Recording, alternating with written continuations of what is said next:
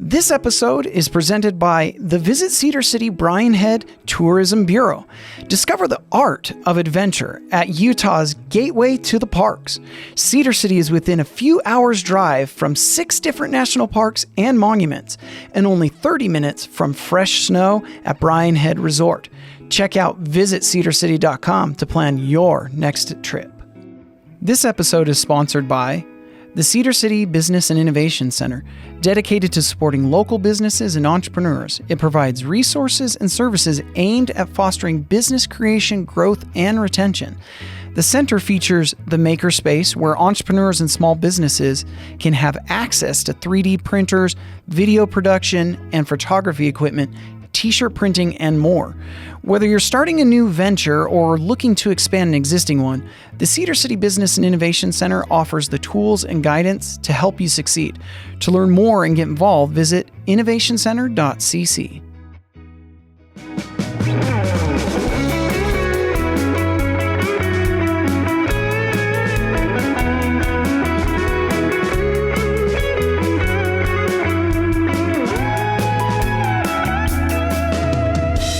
And welcome to the Explore Local podcast presented by Visit Cedar City Brian Head and Cedar City Iron County Economic Development. I'm your host, David Johnson, and this is produced by Dallas Smith Media. And today we have a guest on named Rolane Grinnell. I said that correctly. It sure is. I was so worried. I kept worrying that I was going to say it incorrectly. And tell me the name of your company. The Premier. It's Prime Adventure Outfitters. Okay, formerly known as Utah ATV. Correct. Okay. Yeah. All right. Well, Rolane, why don't you take a moment and just tell us high level who you are and what your company does, and then we'll kind of step back a little bit and have a fun conversation over the next little bit. Yeah, no problem. Hi, my name is Rolane Grinnell, and I own Prime Adventure Outfitters, and I am a Polaris Adventure outfitter, and so we provide amazing ATVs, side-by-sides, rental experiences, either guided or unguided. We have 4 locations currently right now, Cedar City, Brian Head, Duck Creek, and Panguitch Lake. And this year, next year, I'm going to be opening Bryce Canyon. Cool. We only run model year, brand new.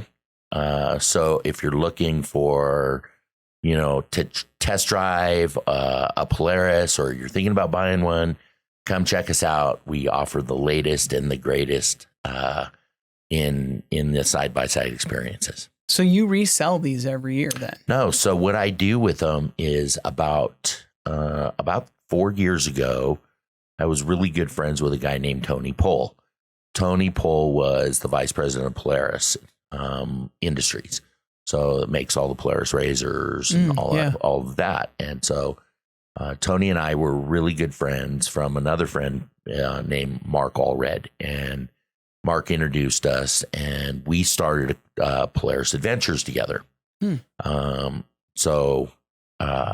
What it was is, instead of buying all of my machines, is what I would originally do. And I'll fill you in on how I got started here, that we would kind of partner with Polaris and lease the latest and greatest stuff. Gotcha. So whether it's a turbo 4-seater or just a standard XP or one of the North Star, which the North Star that Polaris offers are heated, air-conditioned, power windows, power doors.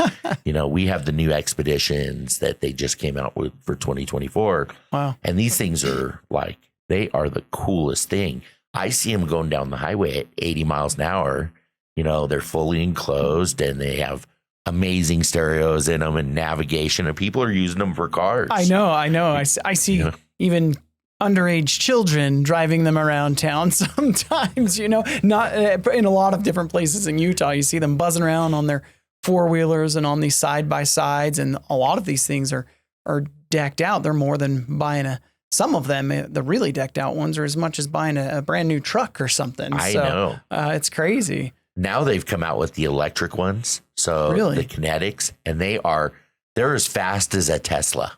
Really? in a side-by-side. Yeah. And it's so Is crazy. this Polaris that's coming out with them? Yeah. Oh, I didn't know that. Yeah, and they've done it in the Rangers and in the North Stars. And let me tell you, man, they get up and they go. They also have these really cool dynamic suspension. So you just by a push of a button and adjust the suspension, and as you're sitting in it, it'll come up or go down or whatever. Yeah. Based on your trails or what kind of terrain you're riding on. All I can picture is in the 90s, the grandma cars that people would put the airbags on, they would pop up the adjustable suspension, right? Yeah. So you're saying we can do that in our side-by-sides now? I mean, you're not going to be able to bounce it like an old lowrider, but play some of the beats with the lowrider, right? Dragon Main, basically. It's so funny because when me and my son, we go out a lot in our side-by-side, and we live in Parowan, right? Mm-hmm. So he'll say, Dad, can we go up Second Left-Hand Canyon into Yankee Meadows, right? And on the way up, there's a little creek, and I'm going to get to the lowrider part. We stop and we play in that little creek just about every time we go. But his favorite song when we're out riding is Lowrider. Oh yeah, the classic lowrider song. Lowrider, yeah, right? That's awesome.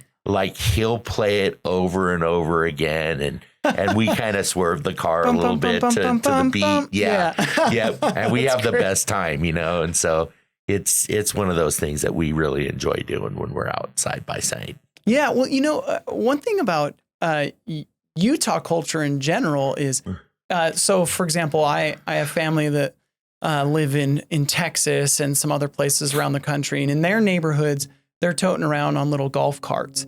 And maybe you might see that down in St. George here, but in Cedar City and in a lot of these communities in Utah, you see people toting around on side-by-sides in their neighborhood, and then they just hit the trails on the mountains where they're going, right? Yep.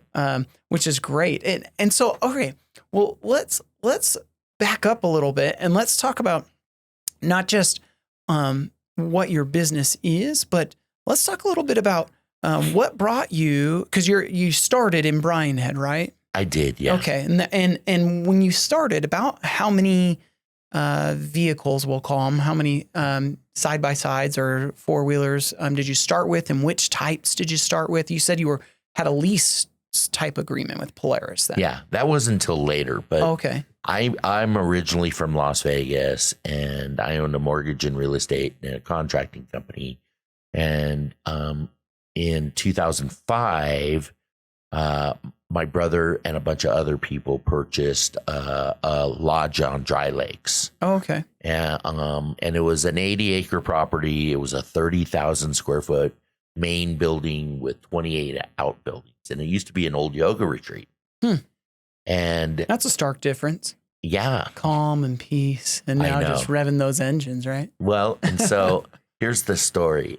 So everybody jumped into this. At the time, I wasn't an owner in the property, but I would go up all the time. My favorite place to be is in southern Utah, and I always it was always my favorite go-to on vacations, because living in Las Vegas, you don't have the mountains, you don't have the beautiful scenery, the deer, fill in the blank. And I don't think people realize how many people from the Vegas metro actually come up here as almost their staycation kind of place, right? Yeah. Like if people in Vegas want to go skiing, they come up here to Bryan Head, right? Yeah, there's a lot of that. Sorry to interrupt you. No, you're good. That's something that's pretty common and contributes a lot to our local economy.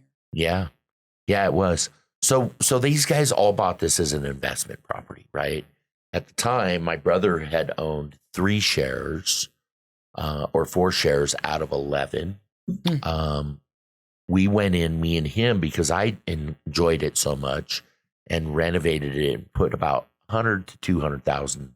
And we took 4 of the back bedrooms upstairs, because it had a big hotel upstairs with 12 upstairs private suites, and then it had a big, a bunch of other living spaces and stuff. And we remodeled 4 of them, and we put a bunch of money in. We brought pool tables, and we would just love it. The whole family would come up here on the weekends and for holidays. Was that the idea? Was mostly just for your family? Yeah. Or were you trying to Airbnb them out? No, it was just you guys. Yeah, it was just us. And we had a private chef that lived at the property for us. His name was Philippe, and we'd call Philippe and we'd go, Philippe, we're all coming up, and he'd go shopping.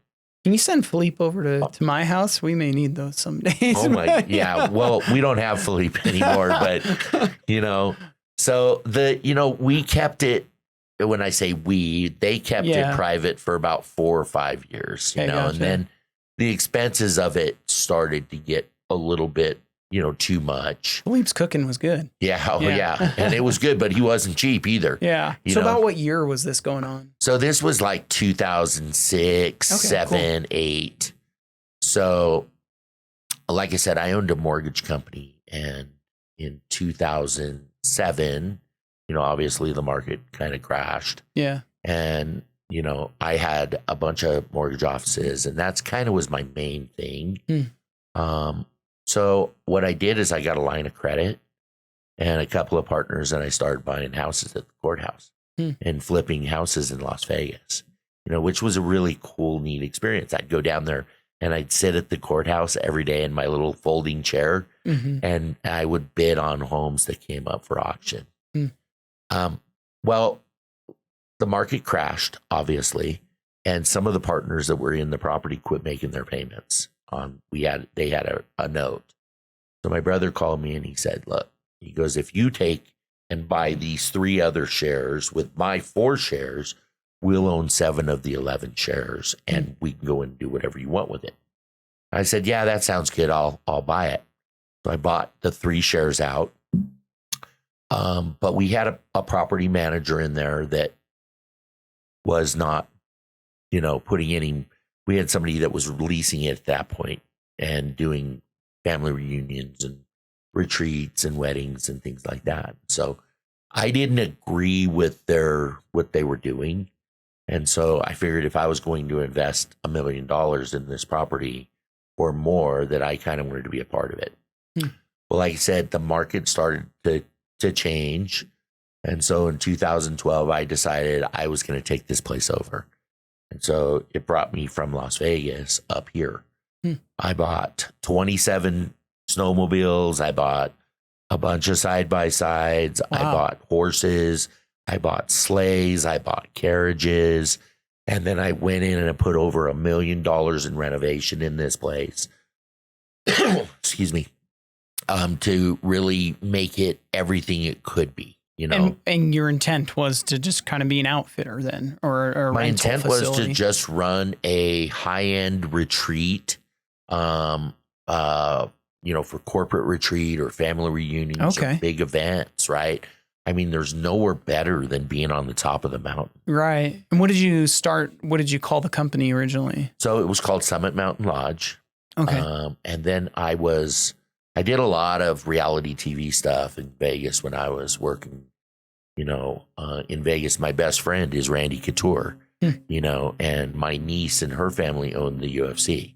My brother's daughter and her family owned UFC, and they own Station Casinos, and they own, all the PT's pubs and everything now. So, interesting. So I did do a lot of reality TV show. When I was buying houses in the courthouse, I bought all the houses for the show Flipping Vegas. So when I came up here, I decided, because I knew all these people, I was going to do a reality TV show on life on top, so I really lived a great life in Las Vegas. I was super blessed, and I came from really nothing, and, we did extremely well. And I decided that I could move up here. I was going to do a reality TV show on it. So we shot that for a few months, and it was just great. Which network were you doing that? It was going to be an A&E network. Well, when you do a pilot, you kind of, you have to do the pilot up front. Yeah. And then you put it all together and you send it in. I see. And this was for the Summit Lodge. For Summit Mountain Lodge. Yeah. Cool. And it was an amazing place, but I'll tell you what, I never worked so hard for so little. I put in a full ropes course. I put in, I just put in so much time and energy, and being on top of the mountain, it was harder than than anything else I have ever experienced in my life.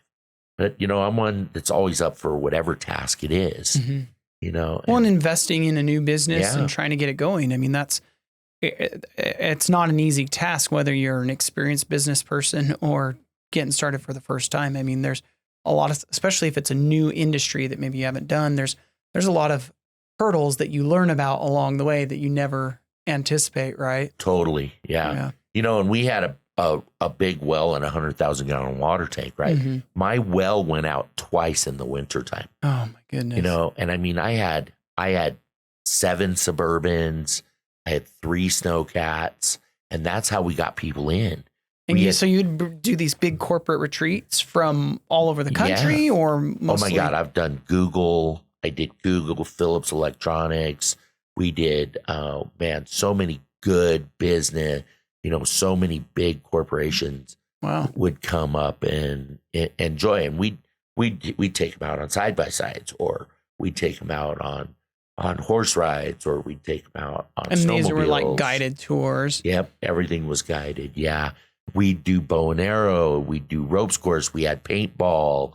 We had disc golf. We just did a lot of really cool things with these people. Yeah, that is cool. And really everybody enjoyed it. But I worked myself to the bone. Man. I mean, sometimes I'd be out plowing the road till 3 o'clock in the morning. Yeah, on the heavy snows. Oh, yeah.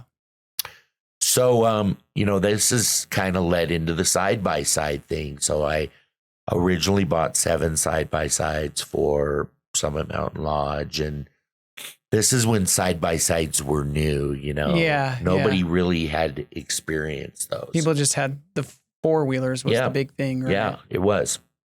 And I'd always been a very big 4-wheeler guy. I'd go to the sand dunes and, on every, Halloween and Thanksgiving and President's Day and, right. Christmas and New Year's, we'd go to Dumont Sand Dunes or Glamis or something like that every holiday. That was our thing. Sun, sand, and the little tinge of a smell of a tank of gas, right? Oh yeah, we'd have so much fun. Yeah. And so when, like I said, when I got the lodge, it was kind of right up my alley, and I felt like very inspired to come up and do it. Huh, that's cool. So, like I said, I had 7 side-by-sides, and a friend of mine owned a Polaris dealership in Mesquite, Nevada. His name was Trent Graves, and he was doing some rentals too. And so I did like a profit share with him, and he sent me, another 4 or 5 machines, and then I'd split with him, 50-50. I'd pay him 50% of whatever the rental was. So about this time I maybe had 11 or so. And then the hotels in Bryan would call me and go, "Hey, you have side-by-sides, right?" And I'd go, "Yeah, I did." And they'd go, "Well, we have a customer that wants to rent one. Can you bring it up?" Right. And I'd be like, "Sure." So I'd take it up there and I'd drop it off at Cedar Breaks Lodge or something. I'd meet the people, I'd collect the money, and then I'd tell them when they were done, just put the key in the glove box. So sometimes I wouldn't even get back up to see if they wrecked it or hurt it or for 3 or 4 days. And the machine would just sit there, sit there in the parking lot of Cedar Breaks. And so one day I decided I met a guy named Jerry Stringham, and he was the most interesting guy you ever could imagine. He was a bear carver, and he would take old trees and he could carve the most beautiful bears. With the chainsaw? With a chainsaw. He's the chainsaw guys. Yeah. He was awesome. Just, so talented. Yeah. And he would carve bears and eagles and fish and whatever you imagine. He was here local, or where's he? He was from Orderville. Oh, okay. Which is on the other side of the mountain. Okay. And he had a little place in Orderville. And talent, there's some people out there that have so much talent. I could just never imagine being able to take a chainsaw and take a tree. I know.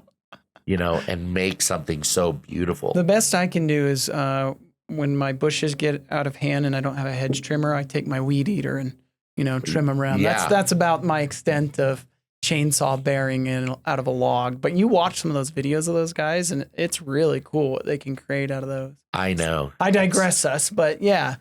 It's crazy. Yeah. So I decided to partner up with Jerry, and we opened the Brian Head Bear and Adventure Company. Okay. In Brian Head. So that was side by side rentals. Mm-hmm. And then we had a big gift shop, and he would carve bears out front. Oh, really? Okay. You know, and so we'd set up his bears, and his wife had all her little knickknacks and jewelry and keychains. Was this all at the Summit Mountain Lodge? Were you still utilizing that, or you sold that? No. We took everything from Summit Mountain Lodge into Brian Head and rented a space at the Brian Head Mall. Oh, okay. You know, over by Giant Steps, you know, and furnished and finished that. Well, the issue with that particular place is Brian had considered that a pedestrian area. Mm. So they wouldn't let me keep machines on site. Oh, gotcha. Even though it's all parking out front and everything else, I had to keep all my inventory down the street at the storage shed. Gotcha. And so it was, although it was amazing, it was, you know, every time you rented one, you had to get in your car, drive down, get it from the storage shed, bring it back, you know. So Jerry ended up having a heart attack and some issues and really wasn't being a part of the business. And so I had went into the city of Brian Head to talk to him about some permitting or something, or changing my zoning. And they said, well, there's a building that just came up for lease that has the zoning you want. Oh, nice. And I mean, I ran down the stairs and I flew over to that place. That's a much easier process. Yep. Yeah. And I said, how much? And the lady said, it's this much. I said, I'll take it. I said, but can we stick month to month? You know, obviously I want to stick month to month and see how things go. So that was in 2014. Okay. I moved up and started the lodge in 2012. So I ran the side-by-sides and group events from my lodge for 2 years. And then I opened so now when I opened the new space, Jerry Stringham wasn't really involved in that. So I started the Brian Head Adventure Company. And I brought my side-by-sides up there. And now all the hotels and local people from the area started using us. About how many machines did you have? I had like 7 to 11 machines. Okay. You know, all side by sides? All side by side. Did you end up selling from Summit Mountain Lodge all your snowmobiles and ATVs and things like that? So in Brian Head, there's a company called Thunder Mountain Motorsports.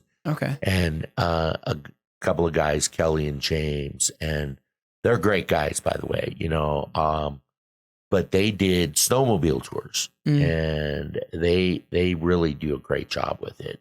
If you haven't been out on one of their snowmobile tours, you really should take the time to go meet Kelly and go do one of his tours. So Kelly came to me and said, look, there's not enough business in this town for snowmobile. Right. For snowmobile rentals and side-by-side rentals in 2 shops. Yeah. He said, well, you pick one. And I went, well, that's easy for me. I'll take the warm weather, you know, side-by-side business, and you keep your snowmobile business. And I sold all my snowmobiles. As you're describing that, though, I had this picture of there's not enough room in this town for 2 sheriffs and a duel, but it sounded like a much more civil agreement of you go this way and I'll go this way and support each other. Yeah. And for sure. And it's been it was an amazing relationship. You know, and Kelly and James fixed all my stuff because that's what they do. And they did their winter stuff and I just did the summer stuff. Cool. So I still currently have that same location. How many square feet is your building? It's, you know, it's not super big. It's maybe 1,500 square feet, you know, and I'm right next to High Country Realty. Okay. And Apple Annie's in Duck Creek, or I'm sorry, Apple Annie's, the general store right there. So gotcha. When you come up the mountain, Thunder Mountain's on the right, and I'm right there on the left across from Cedar Breaks. So symbiotic relationship there. Yeah, it's good. Everything's been great. You know, everybody there has been very supportive. The mayor, Clayton, if you haven't met him and his wife, they're just amazing people. And, you know, Maria Twitchell from Iron County has been amazing to us, you know, always trying to help us and push for us. But so in 2014, 15, 16, we basically just ran Brian Head Outdoor Adventures, and it became busier and busier every year. So I started buying more machines and bringing more in. And then I decided that I wanted to open Panguitch Lake. You know, it was close, and you know, it's really people that ride Panguitch Lake are the same people that ride Brian Head. Gotcha. So me and my little son took just one of our enclosed trailers. I have at that time, he was born in 2014. So I think we opened Panguitch about when he was 3. So 2017. And we took a bunch of machines over there and started doing very well. 2017 is when I made the relationship with Polaris. Gotcha. And decided to move forward with leasing everything from Polaris, which was a great move for me. Yeah. You know, it really was, because now I don't have to fork out the money for the machine. Yeah. I can pay them a monthly fee. And the best part about it is my outfitter insurance, you know, for other outfitters that are out there. The outfitter insurance is outrageous, you know. Yeah, I'm sure. You're $5,000 to $25,000 a year just for insurance, just in case. Yeah. And Polaris said, you don't have to do that anymore. We'll fund it. Really? Yeah. And it was amazing. So save costs on on capital, essentially, the maintenance, and then just the insurability side of it. Yeah. So what we do is we charge each customer $20, and the $20 goes towards insurance to Polaris. So I pay Polaris the $20, and let's say they're out there, and we didn't have this problem a long time ago. If someone wrecked it, it wasn't wrecked extremely bad because they weren't huge horsepower machines. Yeah, right. You know, so. But in these side by sides, I mean, there's some really big ones. Yeah. Do you have like 6-seater ones, or are you just the 4-seater? Which particular machines are you? So I carry pretty much everything from, I think our intro to keep the cost down is our 2-seater XP 1000 Polaris. Yeah. They have like navigation and stereos in them. And then we go to a 4-seater XP 1000. Yeah. You know? These are for your, you know, people that are just looking to do a really cool scenic ride. They're not gonna. They're not rock fast. climbing and stuff. They're fast and they're great and they're awesome machines. They're 1000 cc and they have everything, but they're not. So then after those 2 models, we step up to our turbos. So we have a Turbo XP 2-seater 1000 and a Turbo XP Pro 4-seater 1000. So they're called a Pro now, and so we have those, the XP 1000s, and then we step up to our Turbo Pros. Wow. 2-seaters and 4-seaters, and then we step up from there to our Pro Rs now. Wow. You know, and so the Pro Rs are a foot wider. Yeah. You know, and now they're making these Pro Rs with a 4-cylinder engine in them. Wow. And they are, I mean, they're super big horsepower. Yeah. And they're super fast, but the suspension on them is like really, really cool. That is cool. They're almost like riding a Cadillac out on the trail. Yeah, you know? Exactly. Well, you watch some of those videos when they go over the bumps and the cab is just sitting still and the wheels are like boom, boom, boom, boom, boom, boom, boom, boom, right? Yeah. So are you doing just side-by-sides? Or are you also doing ATVs as well? Or? No, I don't. Well, and so then now, let me finish this. Sure. So we carry our 2-seater and our 4-seater XPs, our 2-seater Pro and 4-seater Pro turbos. And then you step up into our Pro Rs, which are the best Polaris makes. Wow. And then now we carry, in 2024, Polaris came out with what they call as an Expedition. And these Expeditions they're revolutionary. They are so cool. Not only do they have the dynamic suspension, but they're now a 5-seater.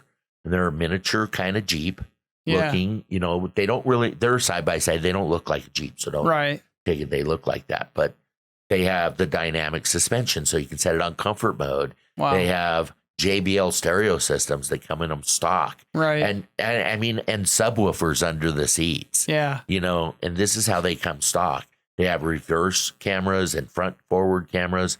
And my next year versions will have power windows, power doors, and air conditioning. Do they have those cameras in the front where when you're climbing up a hill, you can kind of see as you go? Yep. It's so funny because a few years back, my wife and I, we ended up not doing anything, but we were debating, like, do we buy a Jeep or do we get a side-by-side? Because we have ATVs, I have dirt bikes, and the more we kept looking at the ATVs, or I'm sorry, the side-by-sides coming out, I'm like, holy cow, that's basically a Jeep, but more versatile. Yeah. You know what I mean? It's like the side-by-sides now remind me of what people, two different things. What people back, like I remember in the 80s, people would convert these Jeeps to, and people still do, you see it all the time, convert these Jeeps to be these major rock crawlers. But the current side-by-sides remind me of the old school, not even just 80s, like 60s, 70s dune buggies. Yeah. You know, they're almost like a throwback to those homemade dune buggies, but these things are decked out, right? And they're nice, and they're the quality of what you would get out of an ATV, but it's full scale. It's just for those who don't ride, I'm sorry for the poor description, but those who ride, you know exactly what I'm talking about. It's just a whole different level of what they're making now in these machines. They are state of the art, and they especially Polaris, and I know Can-Am is probably as equal. Yeah, you know, I mean, Can-Am and Polaris. Yeah, I'm a big guy, right? And the Polaris gives me plenty of room. I've gotten the Can-Ams, and I feel like I'm extremely tight. Really? You know, in trying to get into them and get out of them. Yeah. But so then we go into our 6-seaters as well. So we do carry 6-seaters. We also carry Polaris slingshots. Yeah, the little 3-wheeled guys that are for the road, right? Where they have the 2 wheels up front and the single wheel back. Yep. It's basically a reverse. What did they call the 3-wheel? The 3-wheel machines back in the day. The old 3-wheeler choppers. They just called them 3-wheelers. Yeah. That they banned. Yeah. Right. They don't make anymore. But they decided to just make a 3-wheeler and we'll reverse it and put it in the back so it won't flip. And you sit side by side. So if you like want to take your wife out and stuff like that, or just, you know, go out, they are so fun. And those are more to just like cruise town. Yeah. They're not the outdoor for the trail. stuff. Yeah. For those that aren't familiar with them, picture like a little Mazda Miata with the top cut off and one single wheel in the back, like a motorcycle wheel in the back. Yeah, and they are extremely fast and they're extremely fun. And those are called slingshots? Yeah, they're called Polaris slingshots. Yeah. And so, you know, here in Iron County, you know, especially here in Cedar City, it's we direct everybody up onto the mountain. But here in Cedar City, you know, like Cedar City has asked me to come and put a shop here. Right, which I would love to do, but where do we ride right from Cedar City? If I put you in my side-by-side here in Cedar City, I don't have any trail for you to get on unless I put you on a road first, on a paved road with some stoplights. That leads to the trail, That leads to like Three Peaks, which is a great riding place here in Iron County. Well, there's Cedar Canyon, but you're right. You've got to go up the highway first, right? To get up there. So. Well, and you can't ride in Cedar Canyon. The only place you can do is go to Kolob. So what we decided to do here is we partnered with the La Quinta, and I brought slingshots, and then right now I'm introducing Jeeps. Oh, yeah, I've seen those slingshots parked out at La Quinta on the south end of town, the hotel. Yeah. So they're just, you know, for people that like for a date night, amazing. Or if you want to get up and go see Cedar Breaks, I think Dallas came with us one time. And, you know, part of the guys from, you know, Visit Cedar City, Brian Head, they came, and it was just an amazing trip. Yeah. You know, so if you're looking for something that's not quite as extreme as a side-by-side, right, but something that's so much fun and so thrilled, you know, and just the views are amazing from it.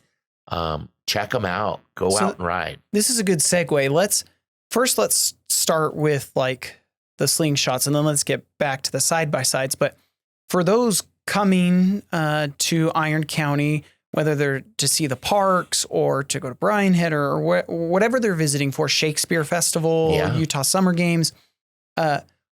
What are some of the cool scenic routes that you would recommend people take on those slingshots? You were kind of diving into that, but tell some of your favorite routes and why, and what they should look for as they're doing a little sightseeing. Yeah.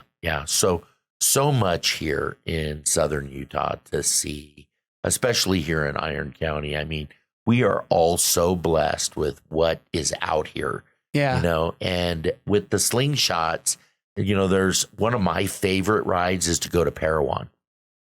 Go to Parowan and go to the Parowan Gap. Do you go up Cedar Canyon up and around past Cedar Breaks, or what route? Yeah, do you you take? can, depending on how much time you want, or you can just kind of cruise through Enoch and through Cedar City, or you can take the old highway out here, the Miners Highway towards Parowan, which is really cool. We go to Parowan and they have the petroglyphs there, and the dinosaur tracks. And if you haven't been out there to experience it, it is a must see. The petroglyphs that are on the walls are all over the place, and they are so cool, and there's actual dinosaur tracks out there, and it is an amazing place to take side-by-sides too. But if you want to just do a really cool ride, that is a must. Gotcha. Another one is like you said, up Cedar Canyon. If you haven't experienced Cedar Canyon, it is by far one of the most beautiful places I've ever seen. Well, and as you start climbing up and up, you look out to the south and you just see for miles, and you're above everything. Oh, you can just see for miles. You can see Zion National Park. Exactly. And that's the other cool thing about having the slingshots here in Cedar City is you can go up Cedar Canyon. It's 29 miles to Duck Creek, have some lunch, or, you can circle into, excuse me, you go up about, I think it's more like 14 miles, and then you take a left and you go into Cedar Breaks National Monument. Yeah. And going up through Cedar Breaks National Monument takes you over to Bryan Head. Yeah. Yeah. And then back down through Parowan. That's right. Parowan Canyon. Yeah. And at that point, you could run into St. Yankee Meadows and, and check out Yankee Meadows. All of these places, the views at Cedar Breaks, if you haven't been there, go experience it. Go experience the wildlife. And, in the summertime, they have the flower festival. That's what I was just going to highlight is some of the most beautiful variety of flowers during that time. It's gorgeous. And the fields are just full of yellow and pink and blue. And, we're so blessed to have that right in our backyard. Well, and then it has the backdrop of the red rock, but then also the green forests and everything. And so it's just such an eclectic means variety. I was going to say an eclectic variety of flowers and scenery and everything. And to be able to take those rides with this convertible Polaris slingshots is just so fun to go and see all of that. Yeah. And they're really like driving a car. So you're sitting in a really nice bucket seat. They have stereo systems in them. They have navigation in them. Top down, winding your hair, sunglasses on. Yeah, it's great. It's really cool. I do a lot of driving between Bryan Head and Duck Creek because I have a shop there, and I always see our slingshots parked at one of the overlooks. Really? in Cedar Breaks. Yeah. And, if you don't know that Cedar Breaks National Monument just put in a new visitor center. That's right. And it took them 2 to 3 years to build this thing. And it is beautiful. They've done a great job. So if you haven't been there, you really should go experience what it has to offer. So many times we just take advantage and we get so busy. I have a little plaque on the wall of my shop that says, "Never get too busy making a living that you forget to make a life." That's funny that you say that, because in a previous podcast, one of the things that this is one of my personal mottos is, we work to live, we don't live to work. Yeah. And what I mean by that is we all go work and we work hard so that we can live the life that we want, have the quality of life that we want. If we're just working all the time, then we're kind of missing some of the point of all the great things around us. And that's what I love about Cedar City and Iron County is my wife and I were big, our whole family were big into the outdoors. We love going on these hikes. I grew up with ATVs and dirt bikes and everything. Matter of fact, Polaris 700 Sportsman is what I grew up riding. I remember one time I was at Little Sierra up north and there was a huge hill. And I said, hey, Dad, do you mind if I hit that hill? And I think he just thought I meant like, go up it fast. But I buzzed up it in that huge machine. I jumped a good like 20 feet, a few feet in the air. And he comes zooming up and he said, I didn't know that's what you meant. And I'm like, yeah, that's what I meant, And that reminds me of, you guys ever seen Napoleon Dynamite, right? Oh, yeah, with the grandma at the sand dunes. Yeah, so funny. Yeah, the grandma broke her coccyx. Yeah, and that's one of the reasons why we don't have four-wheelers, It's, we have had people wreck our side-by-sides, of course. Yeah. But I've never had anybody get injured. Everybody has been completely safe. Polaris has done an amazing job of balancing the machines and making sure that they're safe for people. You'd be surprised. Some people just don't know how to ride a side by side, right? Well, it's like a teenager that's learning how to drive. Some people it just doesn't come as instinctively. But those side by sides, I think that's what's really great about them. Is the fact that it's kind of like driving a car. Yeah. And it translates a little easier than maybe a four-wheeler. And, when I remember I mostly grew up riding dirt bikes at first. And when I first started riding four-wheelers, I was used to turning the throttle as opposed to using your thumb to drive. And it was just a whole different dynamic. Remember when you used to ride and our thumbs used to get so sore? These things are all automatics from the slingshots. Everything are automatic. So you just have you a don't higher have to or shift low. the gears or clutch it out. No, nothing. Extremely safe, extremely stable. If you haven't tried it, you got to come try them. Yeah. But we were talking about the slingshots. Yeah, keep going. Sorry. I think the slingshots is not only that, but having that positioned here. Bryce Canyon's only an hour plus away, hour plus away. Glad you mentioned that. That's one of the things I wanted to point out and too. And Zion, and so people call me and go, well, where can I go? Well, have you been to Parowan Gap? Have you been up, Parowan Canyon, or have you been up to Cedar Breaks or Bryan Head, or how about have you been to Panguitch Lake or Bryce Canyon or Duck Creek or, Zion? All of these places are reachable, and you're going to see so many cool things from animals. I seen a bear coming down Cedar Canyon the other day. Wow. I was coming down from up at Duck Creek, and here goes a black bear running across the highway. I was going to say, so people know black bears. We don't have grizzlies around here. Nope. But it was still a pretty good little sized bear, and he was running pretty hard, Lots of elk, lots of caribou. So on the other side of the mountain, you see, or not caribou, antelope. Yeah. On the Duck Creek side, there on Mammoth Creek Road, there's antelope everywhere. Now, are you talking the pronghorn? Yeah, just a little short, short. Uh-huh. Yeah, and they're everywhere, and it's great. Yeah.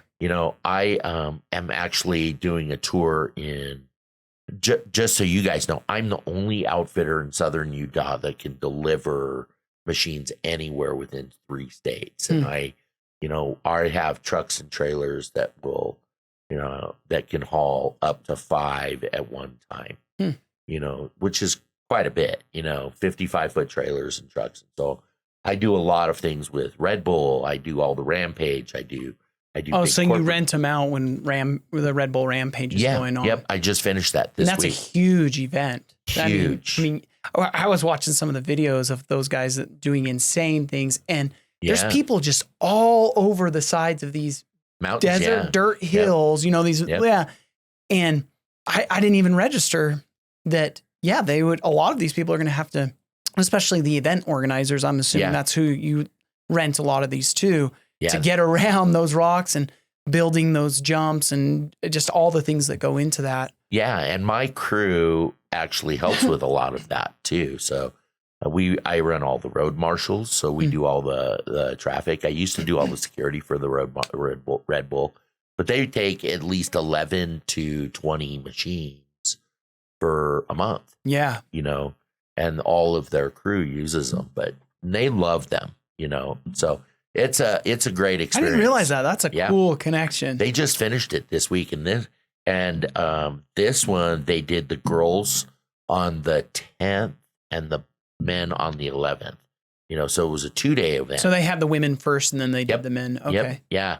And normally the women they do in November, they do a completely separate event, but this time was combined, the 2-day, and it was trick, but I wanted to get back. So, we brought the those are slingshots. good digressions, by the way. Those are great connections. So anyways, keep going.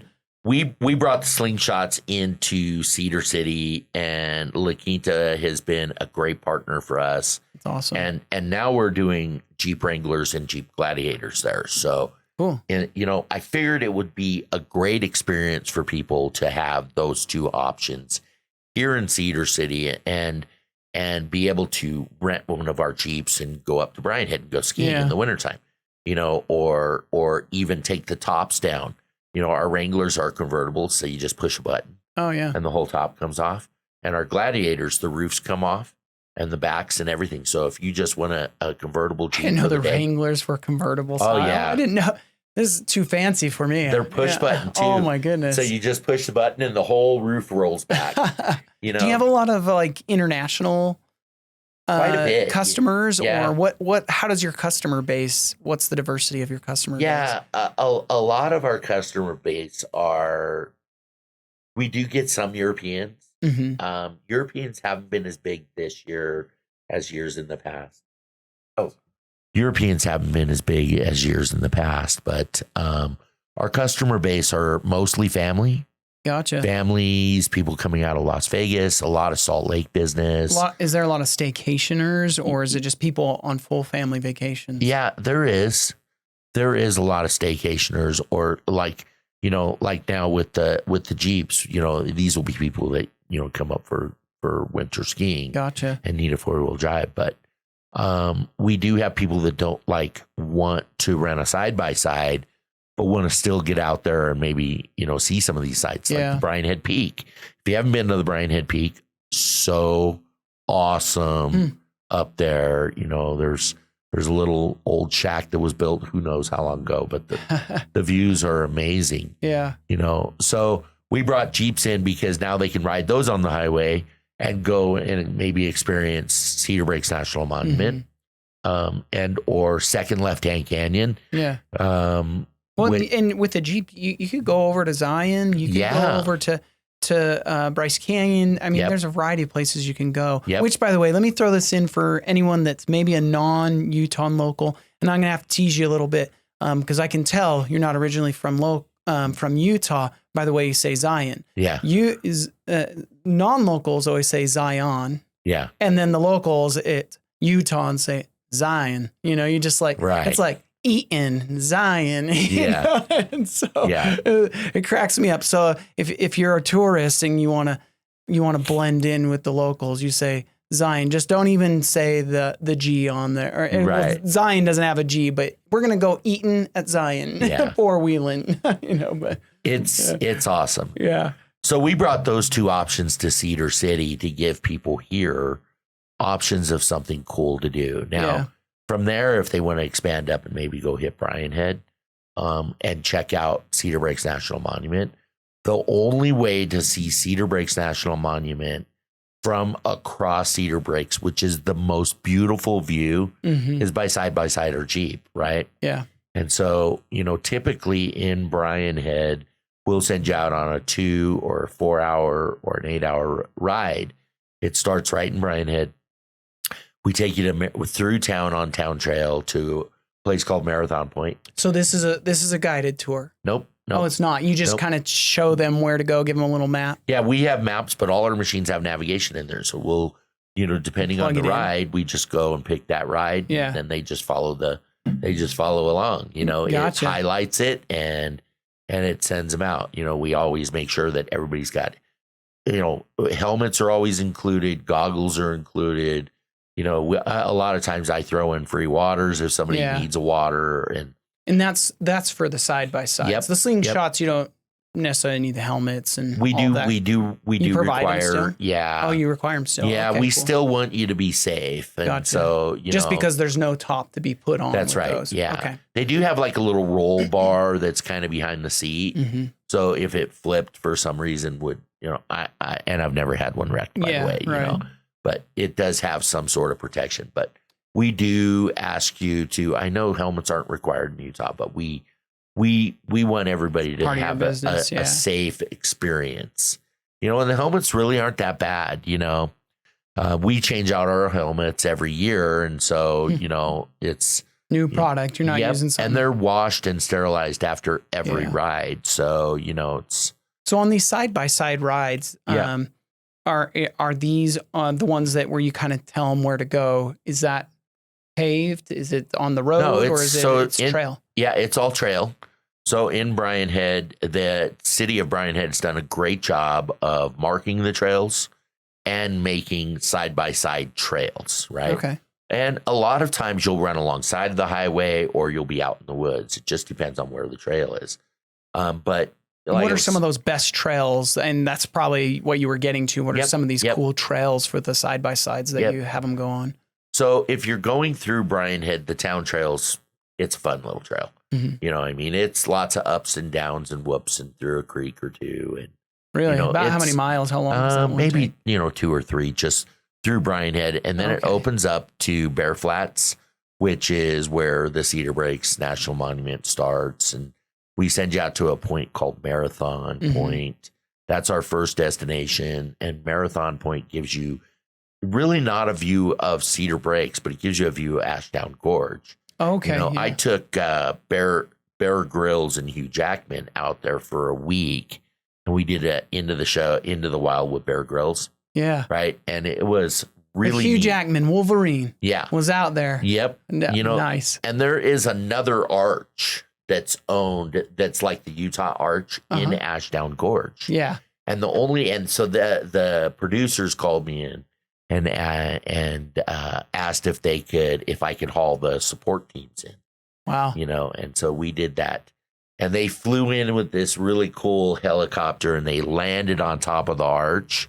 And then those guys rappelled down the arch. So is this in one of the episodes for Bear Grylls? Yeah. Do you know what the episode is? Gosh, it was years and years ago. I don't remember, but this is like cool. 2015 or 16. Was he eating bugs or anything crazy? I didn't experience any of that, but maybe not. Well, why was Hugh Jackman there, or is it separate than Bear Grylls, different time? Yeah, no. It was all part together? of. They always take an actor with them. But was it Hugh Jackman? It was the guy, the laser eye guy from Cyclops. So it has from X-Men. Him. Cyclops. I don't know his name. It's not Chris Pine. I'm trying to remember his name. It will come to me. Yeah. But okay, that's cool. But and people don't know that this other arch is out there. And it was really, really cool to be a part of this, And they, like I said, they flew in with a helicopter, and I don't know how the show is put together or whatever, but James Marsden. Yeah. Okay. Yeah. So, I don't know if they go, we're Dallas hiking. Smith Media filling us in. I don't know if they're saying we're hiking into the arch and, and then we're going to rappel down it and, we're eating bugs and drinking our own pee today, Let's hope not. Yeah.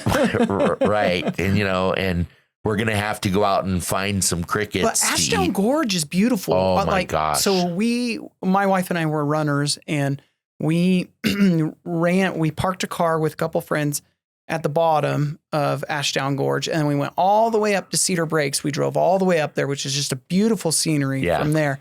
And we just trail ran all the way down the mountain until you get to the gorge, and you can't really run as much, but you're walking through the stream and you're going like with these arches, and there's two kind of, I don't know, maybe 2/3 of the way down. There's actually, you can veer off north a little bit, and there's 2 different waterfalls that you can go to. And it's just such a cool little hidden gem right there publicly accessible. Yeah. Now, for those that aren't familiar with the area or familiar with rules of the parks, like you can take side-by-sides and ATVs up to these national parks or national monuments, but you can't actually drive them on unless you're on the road. On Forest Service land, you can. Yeah, on Forest Service. But right. on Park Service land, you cannot. So Cedar Breaks itself, you can drive to, but not on. Yeah. But the scenery leading up to and on some of these existing trails through Bryan Head and other areas is just awesome. And that's why we take you through Forest Service land. So Ashdown or Marathon Point gives you your first view of Cedar Breaks, but Ashdown Gorge. From there, we go up Bear Flats, and it's really cool because you're actually going underneath the chairlifts, and you kind of get to see the runs and all that stuff. We drop you down to the backside of Dry Lakes, which is a scenic backway, and we take you over to a place called Twisted Forest. If you don't know anything about Twisted Forest, but over here in southern Utah, you have the bristlecone pines, and the bristlecones are the oldest living thing on Earth. They're over 4,500 years old. And Twisted Forest is basically just a forest of bristlecones. And in the spring, there's a waterfall in there. So, we always send people to read about the bristlecones and how awesome they are, that they've survived so 4,500 years. I mean, could you imagine what that tree has seen and the amount of weather and stuff over the years? So it's really cool to take a minute and enjoy life and go check that out. From there, we send you another mile down the back roads or back trails to High Mountain Overlook, or you come to High Mountain Trail first, which is a hiking trail similar to what you described that takes you down into the bottom of Cedar Breaks. Okay. So you can actually hike down there. But about a third of a mile beyond that, there's the ATV trail that takes you up to High Mountain Overlook, and it gives you a full panoramic view of Cedar Breaks National Monument. Now, words can't describe how beautiful this overlook is. When I take people out there, and I've taken many people out there, probably, if not hundreds, but maybe thousands of people, since I've been doing this in 2012, everybody has the same reaction. They're like, this is unbelievable. Yeah. The literal definition of breathtaking just kind of takes your breath away when you see the view. Totally. And you see it. And, so this is all part of what you'll experience with our side-by-sides. Now, from there, you can either continue down Summit Canyon, which is just, I've seen eagles and elk and mountain lions and everything down Summit Canyon, but there's old 1800 horse corrals and cow corrals down there. And it's really, really beautiful. But for our rides, we typically lead you back down Dry Lakes. And sitting on Dry Lakes is an old bus. And I think Dallas has been to the bus. And so nobody really knows the story of the bus, right? And so I own the property just below the bus. And so I came up with the story for the bus. Okay. So this is an abandoned bus just sitting out there. Okay. And so here's the story of the bus. Okay. And so what I tell people is this. So the bus is an old 60s style school bus that was converted into a camper in the 70s and brought up for the early deer hunt. Over the winter, the bus got snowed in. Well, an old hobo found this bus and he moved into the bus.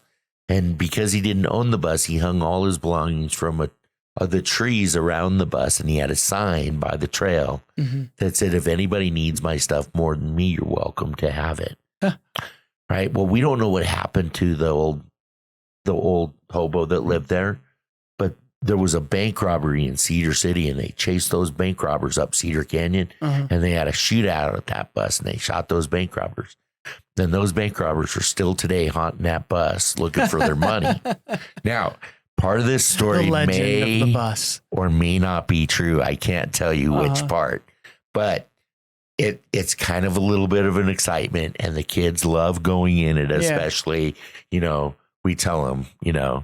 and they go in there and we tell them always take some candy out of the shop and leave it in the bus to make the bank robbers be okay. Yeah. Right. Now, peace offering for entering their hideout. Yep, yeah, exactly. That's good. And do the robbers go in and eat that candy later? You know what? I can't tell you. I don't know. I mean, I have been back and the candy is missing. Oh, well, there you go. So it's always good to bring some candy if you come to the bus. What kind of candy do you think the robbers would recommend?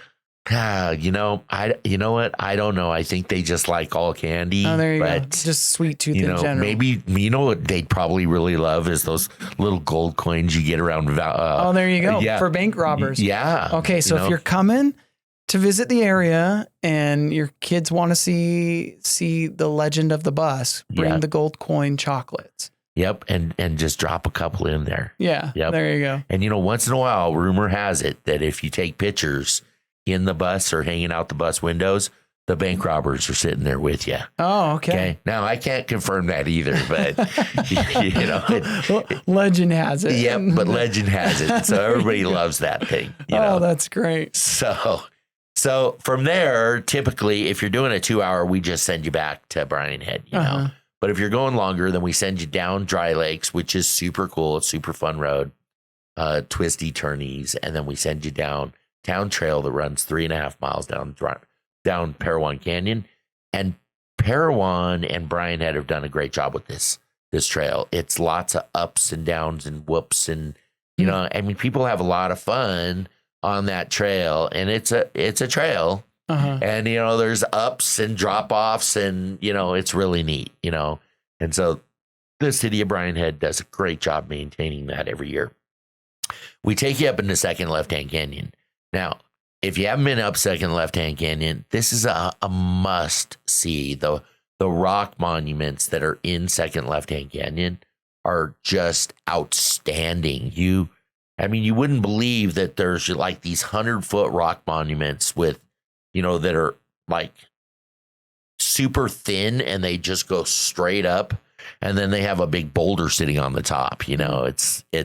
It's like, how does that thing even stand up there? But there's a couple. There's one we call Castle Rock, that looks like a big castle tower, just really, really neat. Creeks to go through. And then we send you into Yankee Meadows.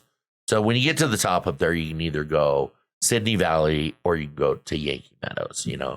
Mostly we'll send people to Yankee Meadows and have them check out Yankee. And Yankee's just, and I know the best way to catch fish at Yankee, man. Oh, yeah. I can outcatch anybody in fishing at Yankee Meadows. And I got to tell you, man, I was one of those fishermen from the city that didn't know how to fish. I came out and I would go and stop and buy a worm and throw it out there. There is much more to it. I went out there with my 10-year-old son now, and he was born out here. And like I said, we go up there a lot, and we went up fishing, and there was these old timers by us, and they were pulling them out one right after another. I walked up there because we hadn't caught anything. And I go, "What are you doing?" I go, "How many have you caught?" He goes, "Well, in the last hour, maybe 20. I go, "No way." He goes, "Bring your pullover and let me rig it up for you." And I brought that pullover. On my first cast, it hit the water. I had a fish. Really? Yeah. And I went, this is unbelievable. And we would sit there and just pull fish after fish out.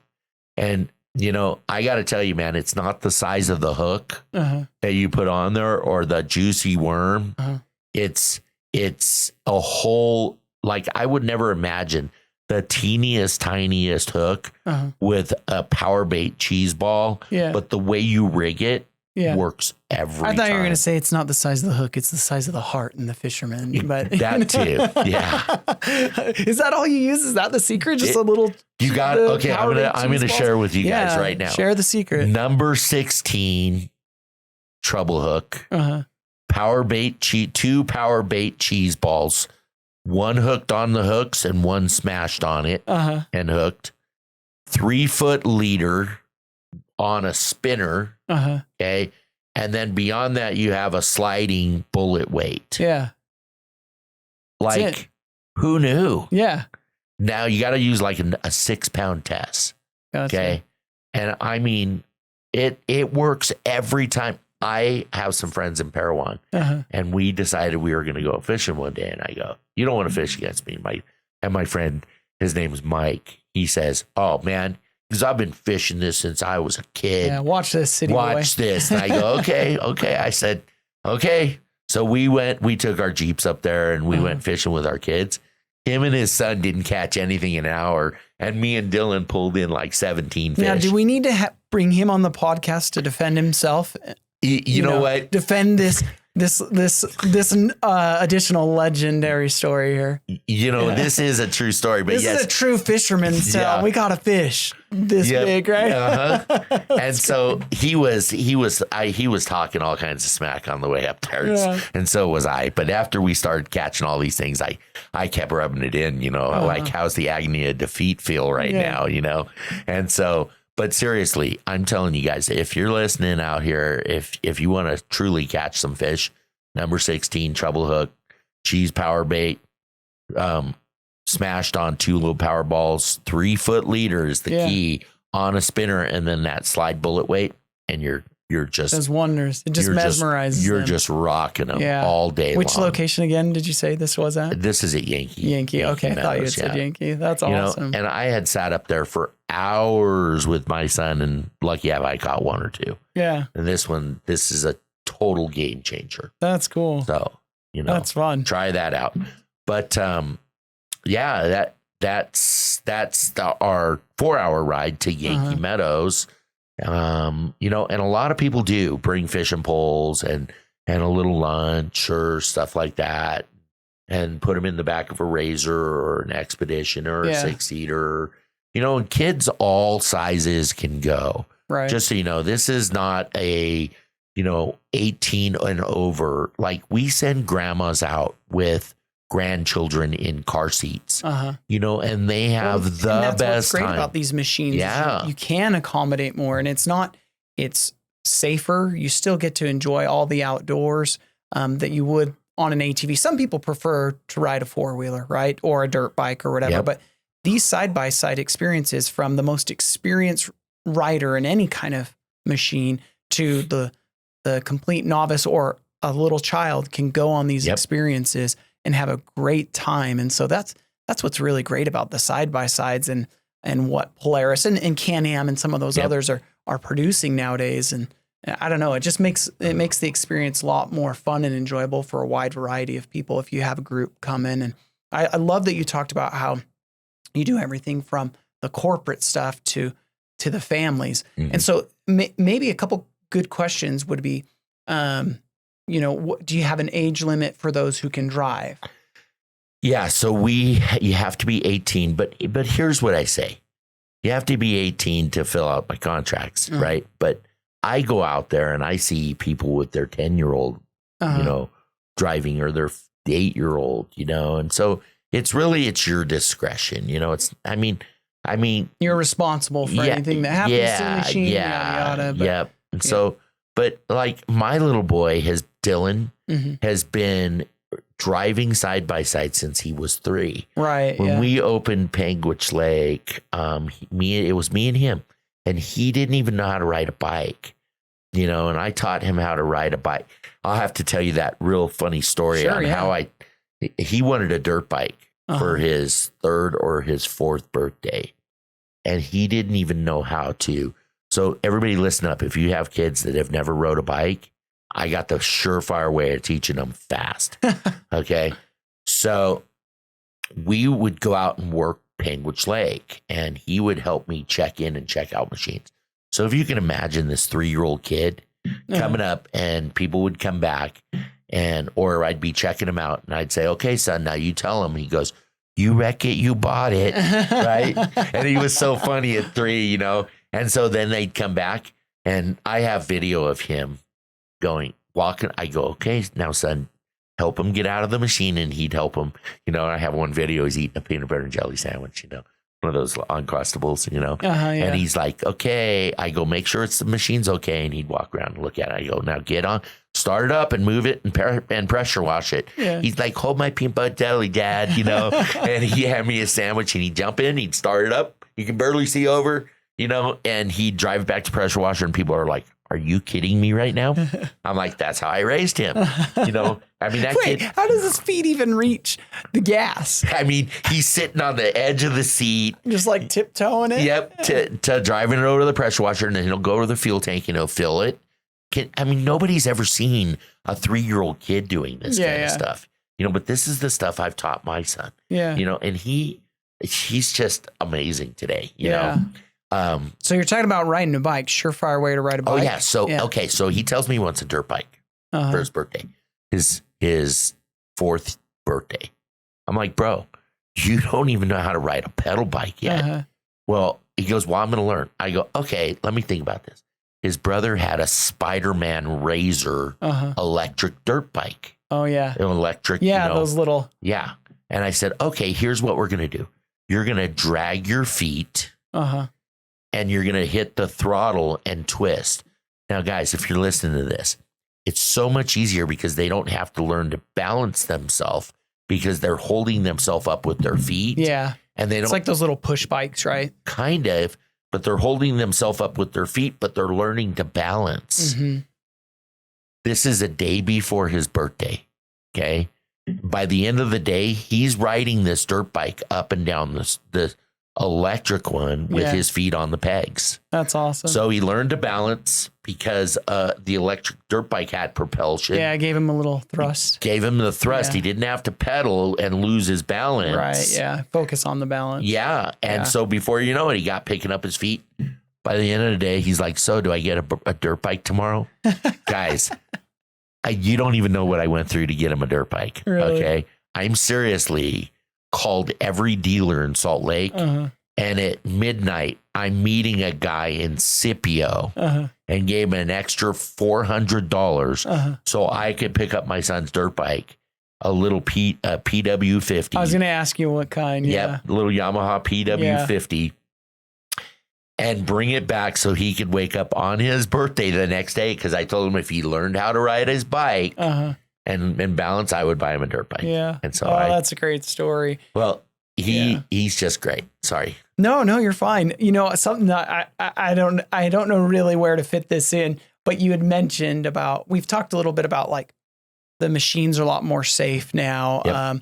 And they're easy to ride. I just remember one time when I was looking to buy a dirt bike, I thought about buying a dirt bike from a rental company, and my buddy, he looks at me and he says, there's a reason for the phrase, ride it like a rental. Yeah. Right. And I'm like, oh yeah, good point. Because people do ride these machines pretty hard. Oh yeah. And some of that is the experienced people ride them hard because they know how to push their limits, and the inexperienced people ride them hard because they don't know what they're doing a lot of times. So talk to me a little bit about, I guess you have talked a little bit about, that's some of the benefit of the leasing is you're getting new machines every year. You don't have to worry about the capital with that. And we've already kind of talked a little bit about the variety of people that can, but if somebody's like unsure about driving one of these things, even I mentioned gas pedals versus on ATVs, the push button versus a dirt bike with the throttle. Talk to someone that's maybe never done this and they want to come experience and they want a different experience than just driving a car. They want this off-road experience, but they've never run a machine like that. Walk through maybe some basics to know about riding a side-by-side or driving one for the first time. Yeah, so that's a very good question. We'll go through that really, really quick. So that's why we carry a very wide range of different machines, okay, for different riding abilities, or if you're new, we suggest you do this. Now, my staff is trained to put you in the right machine for your needs. Gotcha. Okay. The other cool thing is with us, everything that we rent is model year.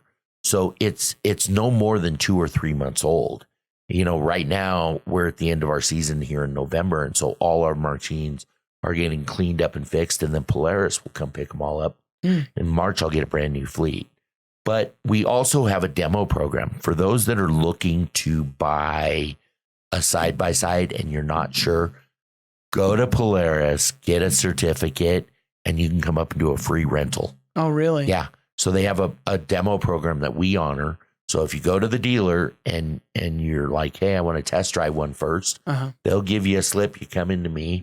Oh, that's cool. And you get to go out on a 2-hour ride for free. So do you work direct with corporate or the local dealers? No, I work direct with corporate. Okay, yep. cool. Matter of fact, me and my son go to Polaris corporate every year. We're getting ready to go.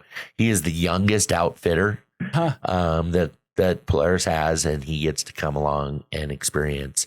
We're going to South Carolina next month on the 10th. But come in and we are going to walk you through. We're going to show you everything. We're going to put you on the proper trail for your comfort level. That's great. Okay. And we can send a guide with you if you want. Some people want guides. That was my next question. Yeah. Some people don't, but we've made it so turnkey for you that it's like, hey, here. And I spent years making maps. Yeah. Okay. Of the area. And I've combined this map with that map and kind of, I put the trails out there so you can follow our maps, but it's also on the navigation. So, like I said, we want to make sure that every customer that comes in has a life-changing experience for them, that they remember it, from the haunted bus to the beautiful views in Cedar Breaks, So if you are new and are looking in, come up. You're always free to call me. My cell number is on everything. You can call me and people call me and ask me advice of whatever, what should I do or where should I go or what experience am I going to see or what machine should I take? We are here at Prime Adventure Outfitters to assist you. It's all about the customer experience. And for me, it's all about customer return. Yeah. If you read our reviews are outstanding. The only people that don't leave us a good review is if they wreck our machine. Yeah. But if you wreck it, you're only liable for $1,500. Gotcha. You just wrecked the $40,000 machine. Mm-hmm. You're walking out the door for $1,500. Yeah. You know what I mean? And also Polaris, which is another cool thing for those people looking to get into something. Check out Polaris Select. You can pay a monthly membership fee, but you can go to any outfitter like myself. And there's over 200 of us around the world. I was going to ask you, how many? Yeah, so there's over 200 of us around the world.